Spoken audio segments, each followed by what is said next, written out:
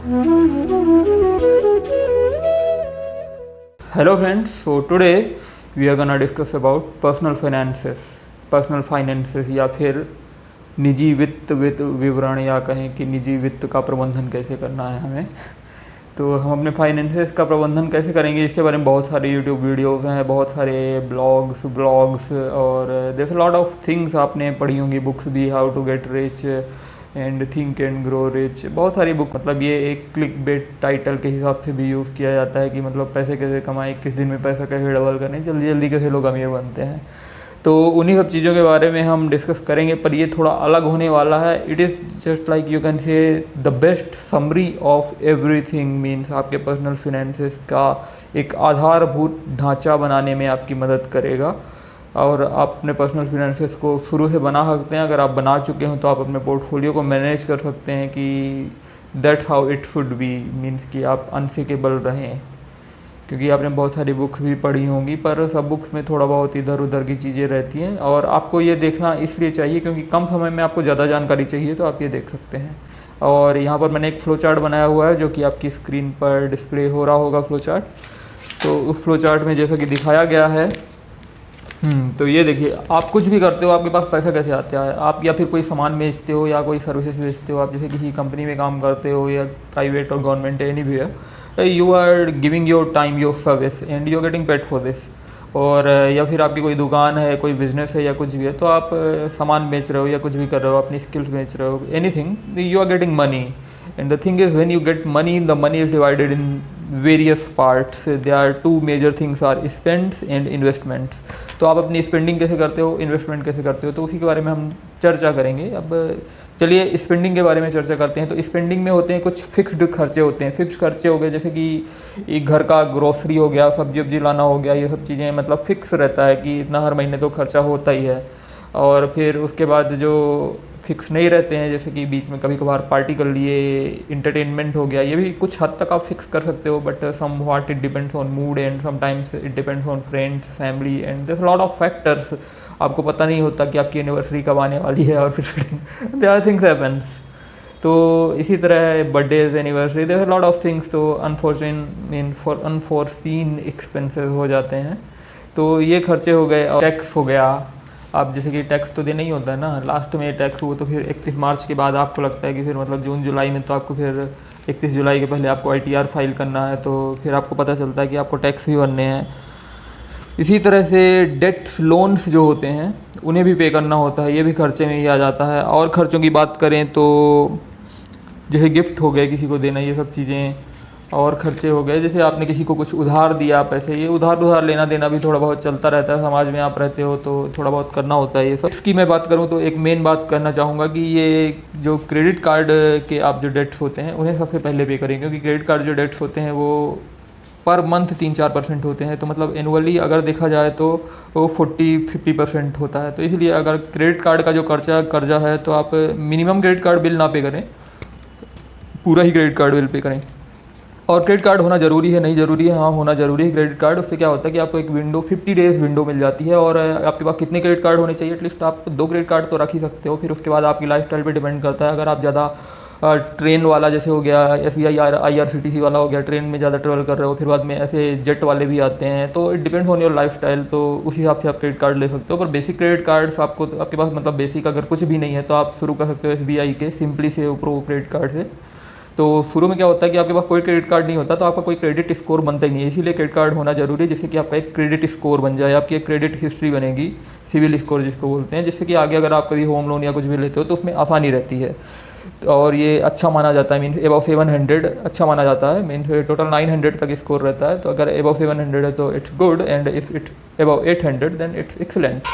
तो अच्छे credit score के लिए ज़रूरत है कि आप जो भी बिल्स जो हैं टाइम पर पे करो। तो सीधी ही बात है, आप कुछ भी सामान खरीद रहे हो तो आप ऑनलाइन शॉपिंग कर रहे हो तो क्रेडिट कार्ड कंपेरेटिवली थोड़ा सिक्योर रहते हैं। डेबिट कार्ड की जगह क्रेडिट कार्ड का यूज़ करो ऑनलाइन शॉपिंग और इन सब में, और पे कर दो। एक की जगह आप 2 क्रेडिट कार्ड यूज़ करो जैसे कि एक क्रेडिट कार्ड का आपने बिल पे किया तो फिर उसके बाद उसका आप यूज़ कर सकते हैं। मतलब 2 क्रेडिट कार्ड का जो बिलिंग साइकिल है उसको एक इस तरह से आप एडजस्ट करो कि दोनों क्रेडिट कार्ड का आप फुल्ली यूज़ कर सको। इसलिए आप मिनिमम आपके पास 2 क्रेडिट कार्ड हैं तो उनका आप अच्छी तरह यूज़ कर सकते हो। इस फ्रेंड्स के बारे में हमने ऑलमोस्ट लगभग सभी चीज़ें डिस्कस कर दी हैं।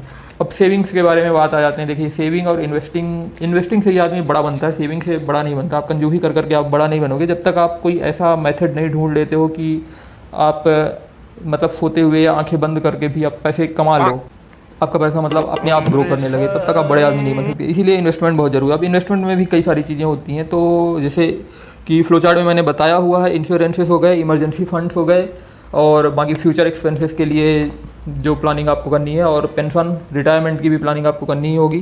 तो ये सब हो गए आपके इन्वेस्टमेंट्स की चीज़ें हो गई। इंश्योरेंसेस में मतलब सेविंग क्यों ज़रूरी है? इंश्योरेंसेस क्या है कि आपके बेस को मजबूत करता है, बेस को मजबूत करता है, फाइनेंशियल बेस को मजबूत। ये नहीं कि आपकी पूरी सेविंग खत्म हो जाएगी, आपके पास कोई मतलब आपका एक्सीडेंट हो गया या कुछ भी हो गया, आपको कोई बीमारी हो गई, तो इन सब चीज़ों में इंश्योरेंसेस बहुत ही ज़्यादा हेल्पफुल रहते हैं। आपने कोई लोन लिया है और खुदा न खास्ता अगर आपकी डेथ हो गई तो फिर वो लोन कौन चुकाएगा? तो इन सब चीज़ों के लिए इंश्योरेंसेस बहुत ज़्यादा ज़रूरी हो जाते हैं। इसीलिए आपको एक टर्म लाइफ इंश्योरेंस लेना चाहिए, एक हेल्थ इंश्योरेंस लेना चाहिए। जनरली इंश्योरेंसेस का आपने सुना होगा, जैसे गाड़ियों का इंश्योरेंस होता है, तो गाड़ियों का इंश्योरेंस सभी कराते हैं, सरकार की तरफ से मैंडेटरी कर दिया गया है। थर्ड पार्टी इंश्योरेंस तो मैंडेटरी है। तो गाड़ियों का इंश्योरेंस में ये रहता है, जैसे गाड़ी चोरी चली जाती है या कुछ एक्सीडेंट हो जाता है तो बहुत सारा खर्चा बच जाता है। तो उसी तरह ही होता है ह्यूमन लाइफ में भी यही होता है। इंश्योरेंस कितना लेना चाहिए?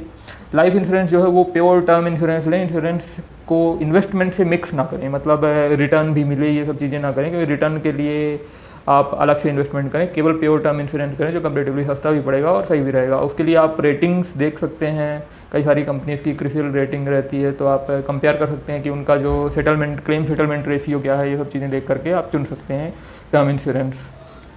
LIC, of course LIC is one of the best, पर प्योर टर्म अगर LIC मिलता है तो अच्छी बात है, नहीं तो आप किसी प्राइवेट में भी जा सकते हैं। Aegon life insurance, max term life insurance, ये कुछ अच्छी कंपनियां हैं। लेकिन इंश्योरेंस कितना लेना चाहिए? आपका जो एनुअल इनकम है उस एनुअल इनकम का 20 टाइम्स आपको इंश्योरेंस लेना चाहिए। अब इंश्योरेंस के बाद आता है हेल्थ इंश्योरेंस कितना ले। Health insurance generally 3 to 5 lakh का हेल्थ इंश्योरेंस ले लेना चाहिए नॉर्मली। मीन्स आप फैमिली फ्लोटर ले सकते हो, आप अपने पेरेंट्स के लिए लेना है तो अलग ले लीजिए। फैमिली फ्लोटर में आप अपनी वाइफ और बच्चे के लिए ले सकते हो। कुछ में ये मैटरनिटी कवर का भी होता है, तो आप उसे थोड़ा जल्दी ले सकते हैं, तो जिससे कि ये सब चीज़ें कवर हो जाएँ। और हेल्थ इंश्योरेंस में अभी कोरोना काल में तो आप देख रहे हो कि कितना लंबा लंबा बिल बन रहा है, तो एक टॉपअप, सुपर टॉपअप करके रहते हैं, तो क्या रहता है कि सुपर टॉपअप भी आप ले सकते हैं, जिसके कारण कि आपके हेल्थ इंश्योरेंस की जो वैल्यू है, कवरेज वैल्यू है, वो बढ़ जाती है और सस्ते में बढ़ जाती है। इसीलिए आपको इंश्योरेंस ज़्यादा का नहीं लेना पड़ता, कम का इंश्योरेंस ले लो, फिर ज़्यादा का टॉपअप ले लो। या कई इंश्योरेंस इवन बजाज एलायंस और समथिंग लाइक दैट, वो तो 1 करोड़ तक का हेल्थ इंश्योरेंस प्रोवाइड करते हैं। तो हेल्थ इंश्योरेंस के बारे में एक बात ये है कि आप जिस सिटी में मैक्सिमम टाइम रहते हो, तो आप ये देखो कि उस सिटी में जो हॉस्पिटल्स हैं वो कवर्ड हैं या नहीं है कैशलेस में, तो वो ज़्यादा सही रहेगा। कैशलेस में कवर्ड है उस सिटी के हॉस्पिटल्स, तो इट्स वेल एंड गुड। थोड़ा बहुत रिसर्च करिए और आप इस तरह हेल्थ इंश्योरेंस ले सकते हैं। तो ये बात हो गई इंश्योरेंसेस के बारे में। अब हम चलते हैं इमरजेंसी फंड्स के बारे में। तो सबसे पहले क्या है कि आदमी को इंश्योरेंस करा लेना चाहिए। जैसे ही आपकी नौकरी लगी तो आप अपना इंश्योरेंस करा लो और हेल्थ इंश्योरेंस भी करा लो। और फिर उसके बाद बात आती है इमरजेंसी फ़ंड डेवलप करने की। इमरजेंसी फ़ंड की मतलब आपकी नौकरी चली जाए या कुछ और भी हो जाए, तो मतलब आपके पास इमरजेंसी कोई एक्सीडेंट हो जाए, पैंडेमिक हो जाए, तो लॉट ऑफ थिंग्स हैपनिंग, तो आपके पास कुछ पैसे होने चाहिए। कितने पैसे होने चाहिए? कितना इमरजेंसी फंड होना चाहिए? Like 3 to 6 month of your monthly salary, इतना आपका इमरजेंसी फंड होना चाहिए। मतलब जितने आपके खर्चे होते हैं, लगभग 5-6 महीने तो आप गुजारा चला सको, इतना होना चाहिए कि आपका 5-6 महीने गुजारा चल सके और आपको वो टाइम विंडो मिल जाती है जिससे कि आप कोई नई अपॉर्चुनिटी ढूंढ सकते हो, कोई नया बिजनेस खड़ा कर सकते हो, एनीथिंग लाइक दैट। तो इसीलिए emergency fund is the second most important thing. First insurances, then emergency fund. फिर आती है रिटायरमेंट प्लानिंग। भाई अभी जीवन शुरू नहीं हुआ, आप रिटायरमेंट की बात करने लगे, तो बात यह है जितनी जल्दी आप प्लानिंग चालू करोगे, वो इन्वेस्टमेंट क्या होता है, कंपाउंड ग्रोथ होती है। शुरू में आप कम पैसा भी डालोगे, पर क्या है कि वो लॉन्ग टर्म के लिए जो आप डालते हो पैसा, तो क्या लास्ट में ग्रोथ बहुत ज़्यादा होती है, एक्सपोनेंशियल ग्रोथ होती है। तो इस तरह से क्या है कि आप रिटायरमेंट प्लानिंग के लिए एक फ़ंड बनाओ। जैसे कि आप गवर्नमेंट में हो, NPS है, नेशनल पेंशन स्कीम है, तो उसमें तो गवर्नमेंट और आपके मतलब ऑलरेडी पैसे जाती हैं। बाकी कंपनी की कोई ना कोई स्कीम्स रहती हैं, पेंशन वाली स्कीम्स, ठीक है। पर उसके अलावा भी आप थोड़े बहुत पैसे अगर आप रिटायरमेंट प्लानिंग में अपनी सैलरी का 5% भी डाल रहे हो, तो इट्स इनफ। मीन्स 5 से 10% भी आप अपनी सैलरी का डाल रहे हो तो आप डाल सकते हो। तो इस तरह आप रिटायरमेंट प्लानिंग के लिए लॉन्ग टर्म में इन्वेस्ट कर सकते हो, कि मतलब वो पैसे आपको बीच में नहीं निकालने हैं, क्योंकि आपने इमरजेंसी फंड अलग से सेट कर ही लिया, फिर ये रिटायरमेंट प्लानिंग का भी सेट कर लिया। फिर बचते हैं जो मेजर इन्वेस्टमेंट्स हो गए, मेजर आगे आने वाले खर्चे हो गए, और बाकी इन्वेस्टमेंट हो गए आपको जो अमीर बनाने वाले, इन सब चीज़ों के इन्वेस्टमेंट हो गए। तो ये सब कहाँ होने चाहिए, कैसे होने चाहिए आपके पोर्टफोलियो में, मतलब कितना आप सेव कर। सीधी ही बात है कि शुरू में क्या होता है कि हमारी सैलरी आई, हम अपना पूरा पैसा यहाँ वहाँ खर्च कर रहे हैं, हमें मतलब कुछ जानकारी नहीं होती। बात यह है कि फाइनेंशियल लिटरेसी इंडिया में है ही नहीं। मीन्स आपको हम बहुत ज़्यादा पढ़े लिखे हो जाते हैं, मीन्स आपको we get higher degrees with distinction but we don't know F of the finance. So personal finances में बहुत बुरा परफॉर्म करते हैं, केवल सेविंग बस कर रहे हैं, मतलब तो बहुत ही ज़्यादा सिक्योर खेलना हो गया ना, केवल एफडी कर लिए, एलआईसी कर लिए बस, मतलब इसीलिए तो मतलब एक एवरेज मिडिल क्लास लाइफ ही आप जी रहे हैं और कुछ कर नहीं पा रहे हैं। तो इसलिए ज़रूरी है कि आप आगे कुछ करें। मतलब वारेन बफेट कैसे बन गया, उन्हें 11 साल की अच्छी इन्वेस्टमेंट चालू किया था, और मीन अगर उससे पूछा जाए तो वो यही बोलता है कि मतलब काश की वो थोड़ा और पहले चालू करता है। तो it's always like that, means time आपका एसेट है, जितना जल्दी आप चालू करेंगे उतना ज़्यादा फ़ायदा होगा। एक्सपोनेंशियल ग्रोथ और पावर ऑफ कंपाउंडिंग के बारे में आप थोड़ा बहुत ये भी सुना ही होगा ना, अल्बर्ट आइंस्टीन ने भी कहा था the 8th wonder of the universe is the compounding. तो यही है पावर ऑफ कंपाउंडिंग कि आप इन्वेस्टमेंट करना शुरू से ही चालू करें, क्योंकि शुरू में जब आपकी नौकरी लगती है, आपके पास कोई लायबिलिटीज़ नहीं होती, ना आपकी शादी होती, ना बच्चे होते, ना, तो आप क्या है कि शुरू में ज़्यादा पैसे बचा सकते हैं, ज़्यादा पैसे इन्वेस्ट कर सकते हैं। आप अपनी सैलरी का 40%, 50%, इवन मोर आप इन्वेस्ट कर सकते हो। इसीलिए आप शुरू में जितना ज़्यादा पैसा इन्वेस्ट करोगे उसको उतना ज़्यादा टाइम फ्रेम मिलेगा ग्रो करने के लिए। टाइम इज़ योर एसेट, उतने ज़्यादा टाइम फ्रेम। तो बात यह है कि उससे ज़्यादा पैसा बनता है, और फिर आगे भी आप इन्वेस्ट कर रहे हो तो कोई रिग्रेट की बात नहीं है। मीन्स आपने means today is the best day कहते हैं ना, कि जब जागो तभी सवेरा, तो जाग जाइए। तो इन्वेस्टमेंट अब कहाँ इन्वेस्टमेंट करें, हज़ार चीज़ें हैं, हज़ार एसेट्स हो गए और लायबिलिटीज़। पहली चीज़ ये समझना जरूरी है कि एसेट क्या होते हैं, लायबिलिटी क्या होती है। रॉबर्ट कियोसाकी की बुक कई लोगों ने पढ़ी हो, कई लोगों ने नहीं पढ़ी होगी, नहीं पढ़ी हो तो पढ़ लीजिए। Means it is the most basic and best book. Rich dad poor dad नाम है। हाँ, तो रिच डैड पुअर डैड मैंने मेरे एक फ्रेंड के पास थी दरअसल, तो फिर मैंने उसे एक ही दिन में पढ़ा था, दिन रात करके मैंने एक ही दिन में उसे पढ़ा। तो बहुत अच्छी बुक थी रॉबर्ट कियोसाकी की बुक। तो उसके हिसाब से भी यही है, एसेट्स और लायबिलिटीज़ का मतलब ये है कि एसेट्स जो आपको पैसा बना करके दे, which give you the returns.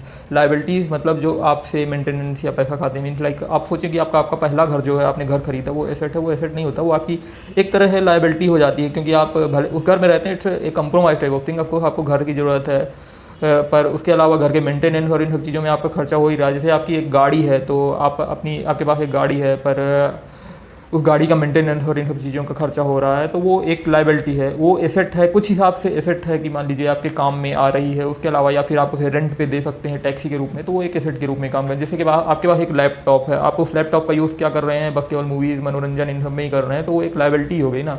Laptop का मेंटेनेंस का खर्चा, एंटीवायरस का खर्चा और बाकी सारी चीज़ों का खर्चा बस।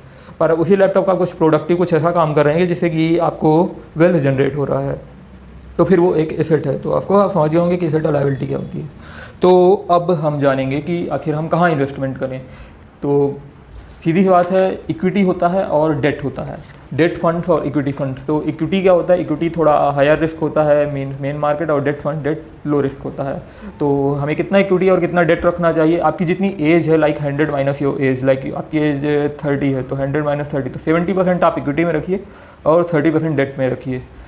और डेट फंड्स होते हैं, म्यूचुअल फंड्स होते हैं। म्यूचुअल फंड्स के लिए कई सारे ऐप्स हैं, मीन लाइक पेटीएम मनी हो गया, कुवेरा हो गया, फ़ोनपे हो गया, ग्रो ऐप हो गया, जीरोधा कॉइन हो गया। तो मैं तो लाइक कुवेरा यूज़ करता हूँ। कुवेरा का प्लेटफॉर्म मुझे सही लगता है, और उसमें क्या रहता है, टैक्स हार्वेस्टिंग के बारे में भी टिप्स मिलती रहती हैं कि आप अपना टैक्स कैसे बचाएँ। और उसके अलावा ये भी टिप्स मिलती रहती हैं कि मुझे मतलब अगर मैं पैसा विड्रॉ कर रहा हूँ तो मेरे कितने चार्जेस लग रहे हैं और कितना परसेंटेज, मतलब सब चीज़ें सही हैं। कुवेरा में कई सारी चीज़ें हैं, तो आप कुवेरा भी डिस्क्रिप्शन से डाउनलोड कर सकते हैं, और भी बाकी सारे लिंक्स मैं डिस्क्रिप्शन में दे ही दूंगा। तो इस तरह से आप इन्वेस्ट कर सकते हैं इक्विटी और डेट फंड्स में। हाँ, डायरेक्ट म्यूचुअल फंड में आपको डायरेक्ट म्यूचुअल फंड्स में ही इन्वेस्ट करना चाहिए। म्यूचुअल फंड्स की बात करें तो उसके अलावा शेयर मार्केट्स के लिए जीरोधा, अपस्टॉक्स, ग्रो में भी है, ग्रो का भी लोग अच्छा रिव्यू दे रहे हैं, जीरोधा का भी अच्छा रिव्यू है, तो आप ये ट्राई कर सकते हैं अगर आपको डायरेक्ट शेयर मार्केट में इन्वेस्ट करना। पर डायरेक्ट के अलावा एक और दूसरा ऑप्शन ये है कि स्मॉल केस उसमें क्या रहता है कि जैसे कि म्यूचुअल फंड होता है, वैसे स्मॉल केसेस, छोटे छोटे बास्केट्स रहते हैं, baskets of the shares, like electric mobility, electric vehicles. तो उसमें क्या है कि इलेक्ट्रिक व्हीकल्स, बैटरीज और व्हीकल से रिलेटेड जो भी कंपनीज़ हैं उनके शेयर्स रहेंगे, तो आप वो खरीद सकते हो। और इसी तरह और कई सारे उनमें बास्केट्स हैं, तो उस तरह से आप खरीद सकते हो। ग्रोथ एट फेयर प्राइस हो गया, स्मार्ट बीटा हो गया, कई सारे आपको बास्केट मिल जाएंगे स्मॉल केस में। तो स्मॉल केस के थ्रू आप इन्वेस्ट कर सकते हो डायरेक्ट शेयर मार्केट में। बाकी आप अपनी स्टडी करके डायरेक्ट शेयर मार्केट में इन्वेस्ट कर सकते हो। उसके इन्वेस्टमेंट के लिए मैं बताना चाहूँगा, जैसे प्रांजल कामरा का चैनल हो गया, फिनोवेशन जेड और एसेट योगी हो गया, ये कुछ अच्छे चैनल हैं, तो आप ये भी देख सकते हो, उनके आप वीडियोस देख सकते हो। तो इनसे आपको डिटेल में शेयर मार्केटिंग और कई सारी चीज़ों के बारे में जानकारी मिल जाएगी। तो इस प्रकार से आप अपना इक्विटी और डेट में अपना फंड डिस्ट्रीब्यूशन का। फिर बात आती है गोल्ड की। भाई गोल्ड मतलब सोना, तो भाई इंडिया में सबसे ज़्यादा सोना इंडिया में ही है ना, कहते हैं। तो जो रियल गोल्ड आपको मतलब गोल्ड में इन्वेस्ट करना है तो आप गोल्ड ऐसे नहीं खरीदें। बात यह है कि इन्वेस्ट करने के लिए जैसे डिजिटल प्लेटफॉर्म भी कई सारे हैं, पर बेस्ट तरीका गोल्ड खरीदने का है कि आप सोवरिन गोल्ड बॉन्ड में इन्वेस्ट करें। बेस्ट तरीका इसलिए क्योंकि उससे क्या है कि जैसे गोल्ड की वैल्यू बढ़ेगी तो वो तो है ही, पर सोवरिन गोल्ड बॉन्ड में आपको एक्स्ट्रा गवर्नमेंट के द्वारा रिटर्न भी 3-4% का रिटर्न मिलता है। इसीलिए sovereign gold bonds are one of the best option to invest in gold. तो कितना इन्वेस्ट करना चाहिए अपने पूरे पोर्टफोलियो का? आपको लगभग 8 से 10% तक लगभग आपके गोल्ड में होने चाहिए। और फिर क्रिप्टो करेंसी की बात आती है। क्रिप्टो करेंसी में कितना इन्वेस्ट करें? अपने पोर्टफोलियो का 5 से 10% के लगभग आप क्रिप्टो करेंसी में इन्वेस्ट कर सकते हैं। आप ये स्पेकुलेटिव रूप में आप इन्वेस्ट कर सकते हैं, देख सकते हैं। उतना इन्वेस्ट करिए जितना आप लूज़ करना अफोर्ड कर सकें। थोड़ा नया है क्रिप्टो करेंसी, इतना नया भी नहीं है हालांकि। तो ये चीज़ें हो गई, ये सारा इन्वेस्टमेंट का एक ओवरव्यू हो गया है।